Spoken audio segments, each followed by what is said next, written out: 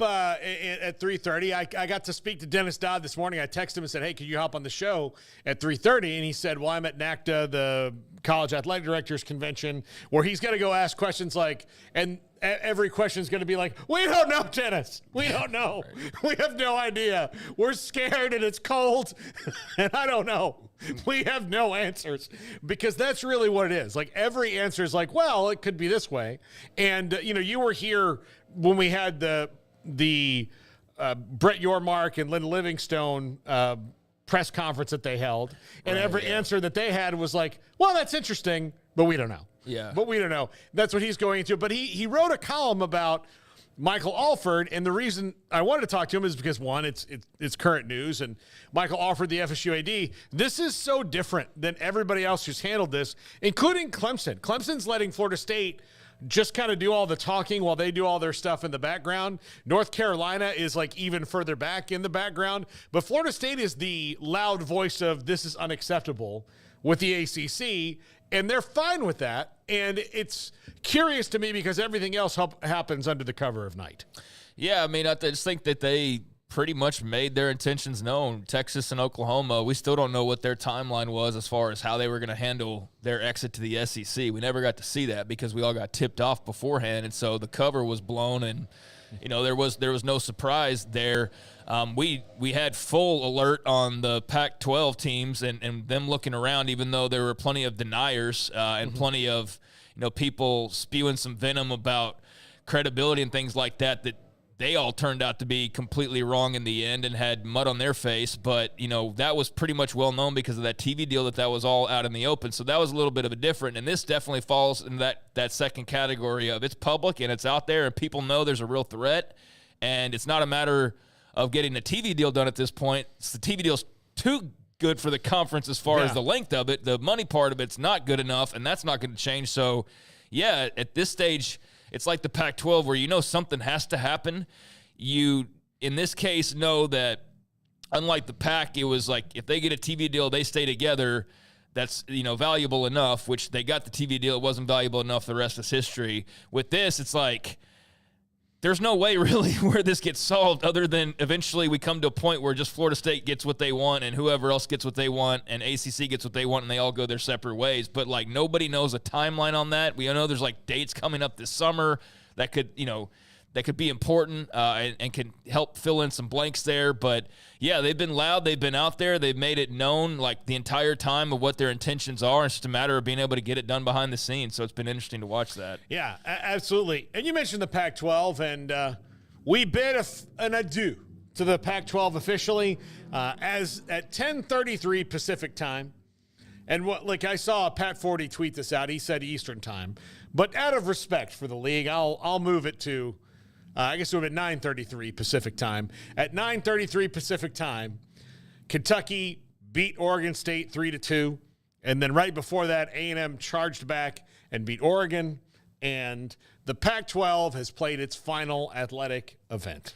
Yeah, college baseball has been a lot of fun, hasn't it? Oh, yeah. That Clemson-Florida game yesterday was absolutely nuts. And there's been a lot of really good games in the College World Series so far. But, yeah, that's officially all she wrote, although we don't know what that looks like on the other side. But the Pac-12, as we knew it, it's dead. Yeah, it's done. The network is winding down. I know there's lots of thoughts about what all that could turn into potentially.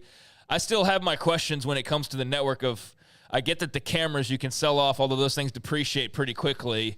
But the whole idea of, you have a network and somebody else can use it, it's not really how it works. Companies need to want to carry that network, and they don't have much of a reason to right now. So I don't know how all that stands to benefit them outside of, selling off studio equipment.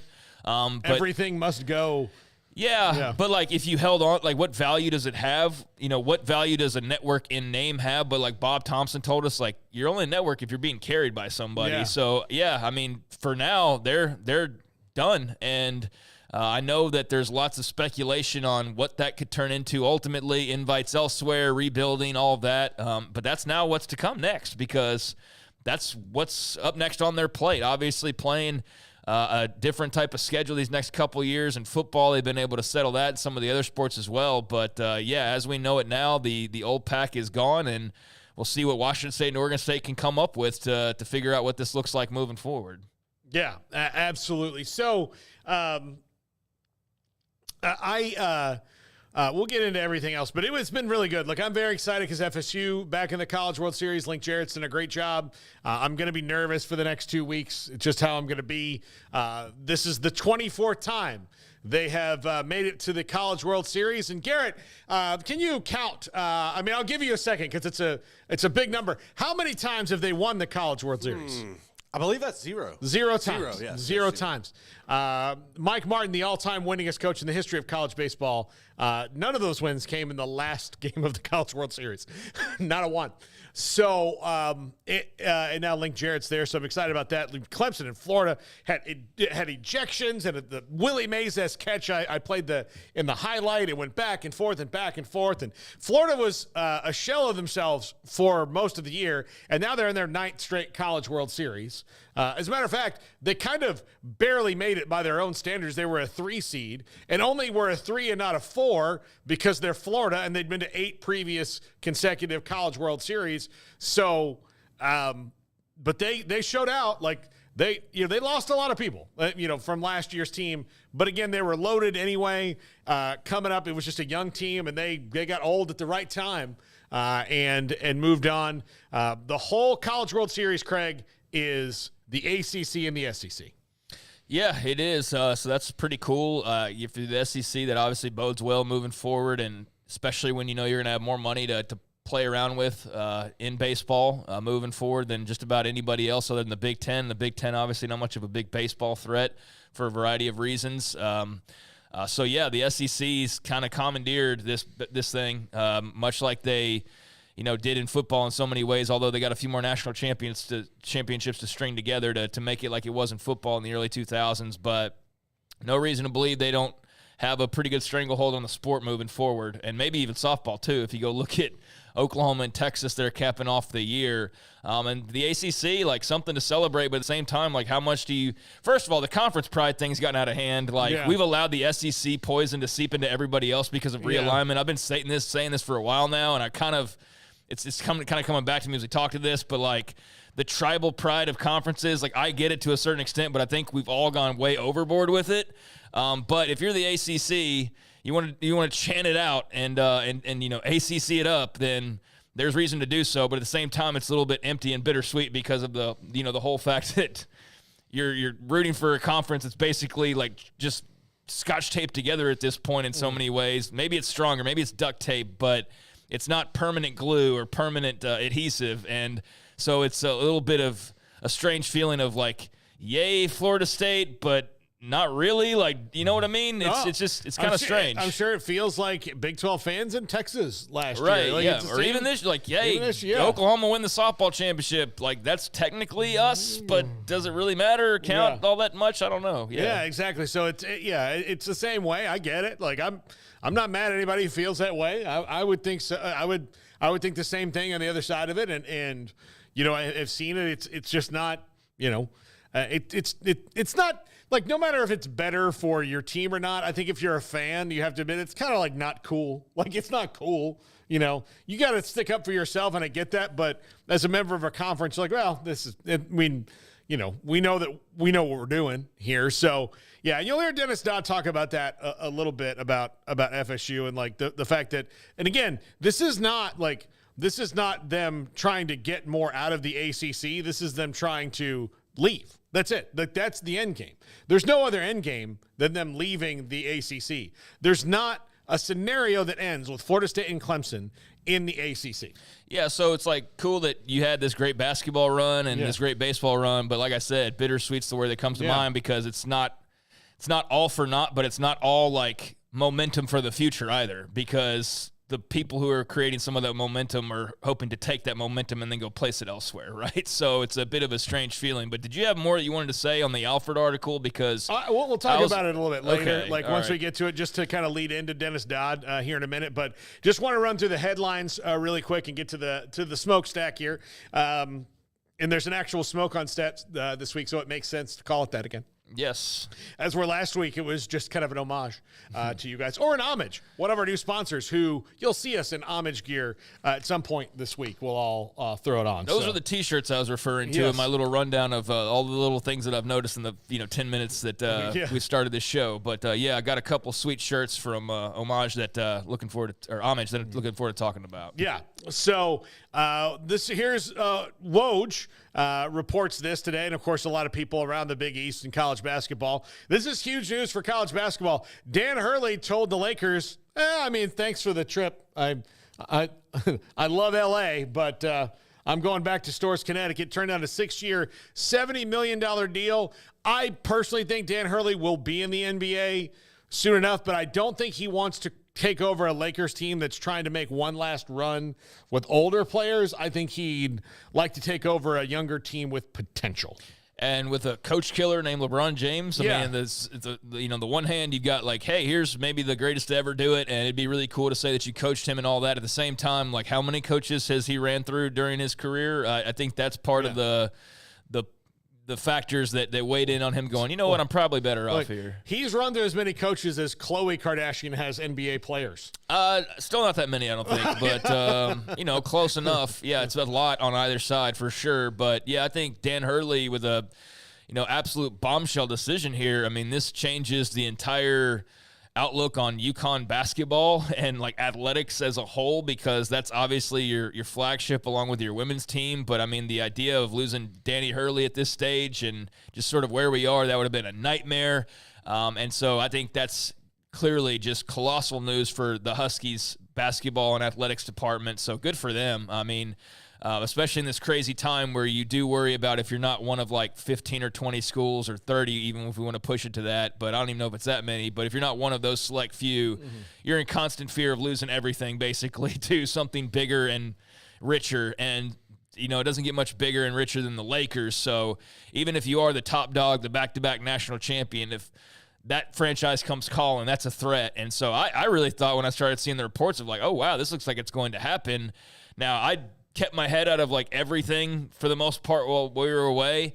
But this definitely caught my attention these last couple of days as we were starting to get back into things. And I thought we were going to be talking about him taking the Lakers job and what would that mean for UConn and how terrible timing that is. But good for them, man. And I don't know. I guess if LA starts to circle back to JJ Redick or whatever nonsense was floated out there. He said something on Gojo and Golic the other day when he was on about once the finals are over, he'll address specifically what Shams reported with The Athletic, which I don't think and I don't think he's trying to call him out, but he's like saying like this is maybe not true. There's been a couple of times, and I don't know, I don't want to like get personal with this, but there's been a couple of times now with reports where you do really wonder about the gambling ties to the sponsorships and kind of how all that works right now. It's a very weird territory we're in, and I think that was one of those examples of like, there was betting on these odds, and here's these reports about, that all just seemed kind of fishy. And so I'm looking forward to hearing that aired out a little bit more. Yeah. But we'll see. And it may not be him at all, but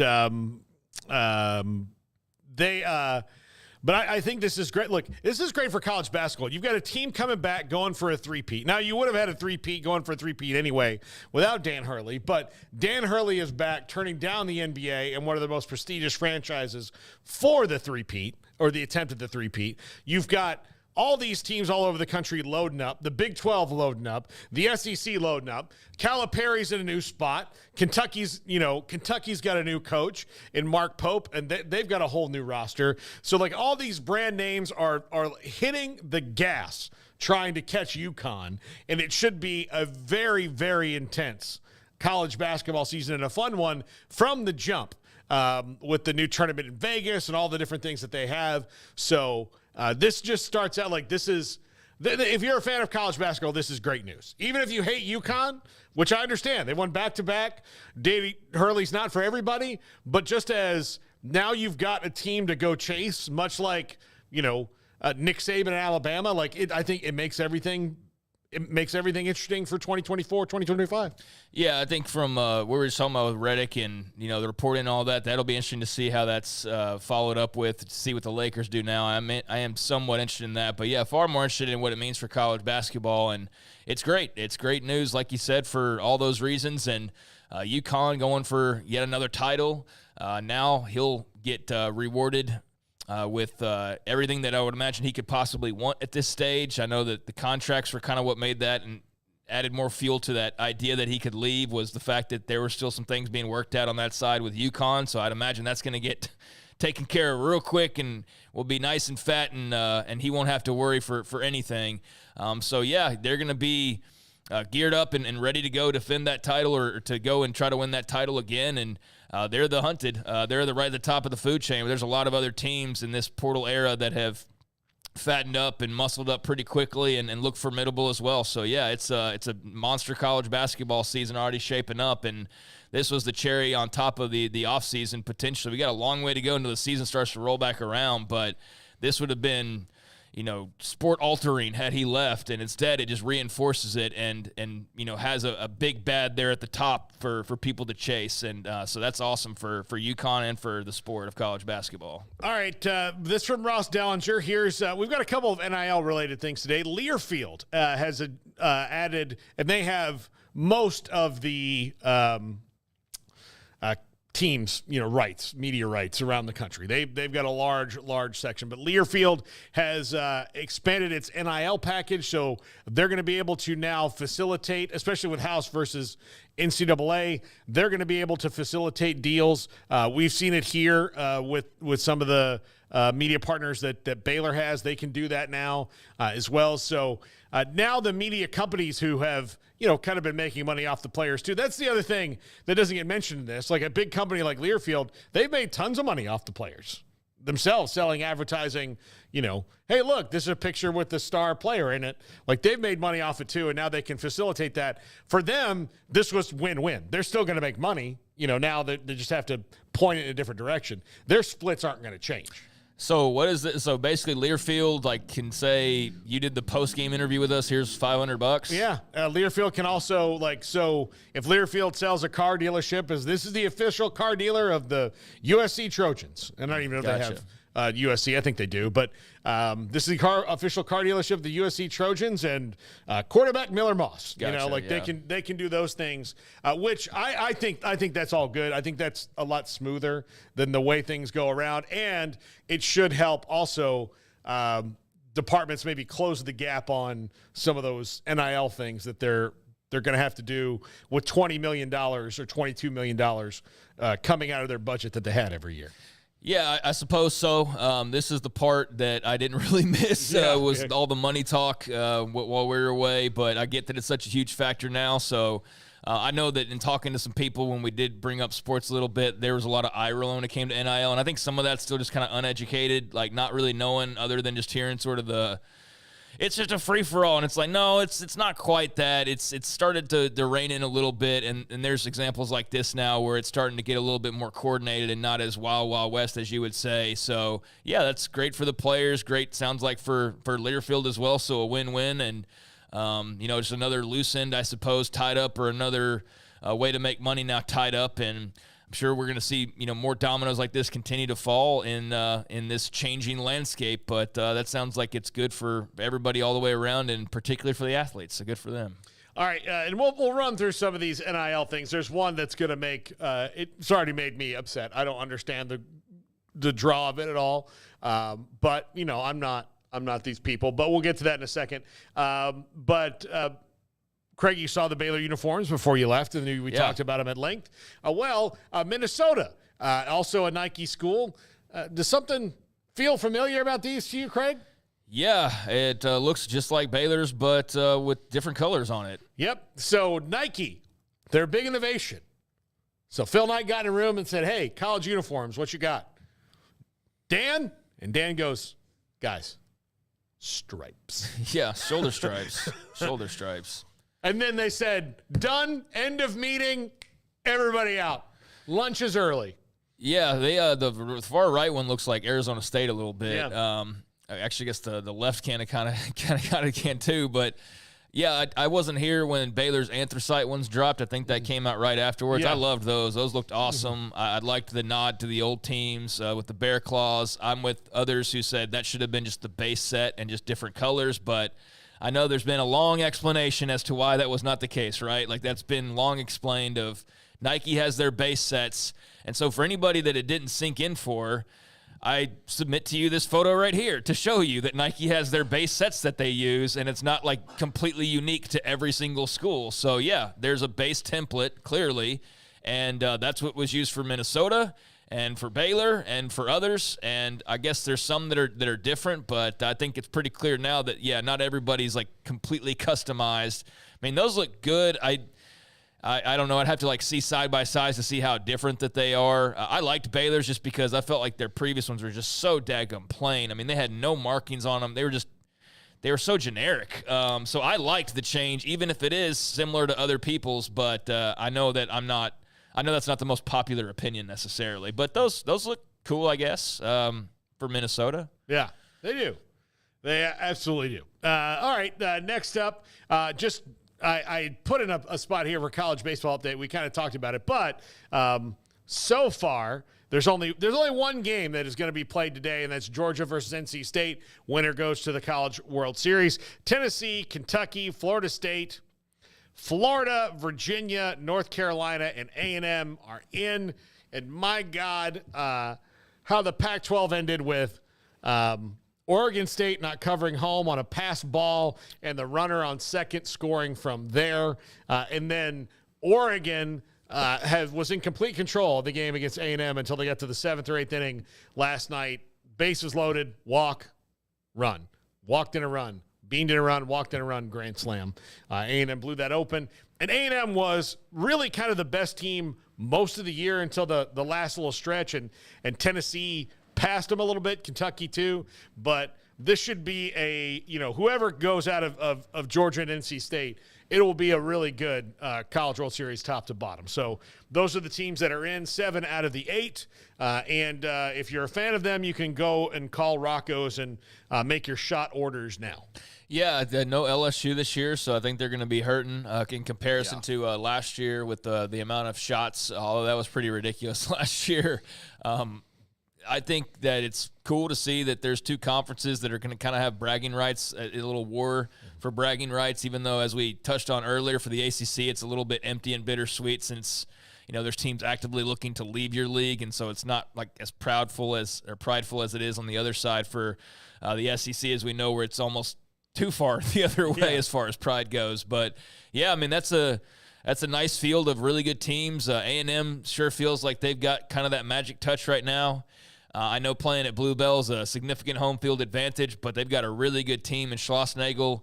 That was a big home run hire a few years back to go and poach him from TCU, and it's obviously paying dividends, and they've been a lot of fun. And, I mean, I don't think I need to tell you how massive it would be for A&M to win a national championship in a major men's sport. That would be incredible for them, especially the passion for baseball. But that's going to be easier said than done because there's a lot of other really good teams, and we touched on the death of the Pac officially, or at least this version of it. And so, Oregon, I'm sure is, a little bit bittersweet to go back to that word for them just because of the history, but I think that they're excited about the future, and then we'll see what happens with Oregon State ultimately. But it was a nice run for those 2 teams and a lot of really great games over the weekend, so looking forward to seeing what happens in Omaha. Yeah, absolutely.